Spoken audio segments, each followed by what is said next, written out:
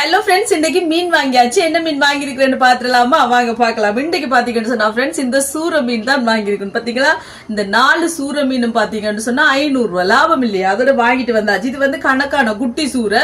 இது நல்லா இருக்கும். இது வந்து கலவல்லாட தம்பி சொல்லிட்டு என்ன சொன்னா, இது வந்து கலவல்லாட தம்பி என்று சொல்லி அதோட இதை வாங்கிட்டு வந்தாச்சு. இன்னைக்கு நான் மீன் வாங்க போக கொஞ்சம் லேட் ஆயிட்டு ஃப்ரெண்ட்ஸ். என்ன சொன்னா, இன்னைக்கு மகன் ஸ்கூலுக்கு போய் இல்லையா, மகன் ஸ்கூலுக்கு போயிட்டு நான் எல்லாமே வேலை கொஞ்சம் ஸ்லோவா தான் செய்வேன். அதனால கொஞ்சம் லேட் ஆயிட்டு அதோட இங்க தான் வந்து வாங்கினேன் மீன். பாத்தீங்களா, நல்ல மீன் எல்லாம் சூரை மீன். இது கடகடன்னு துப்புரம் வைக்கலாம். பாத்தீங்களா, நல்ல குட்டி சூரை.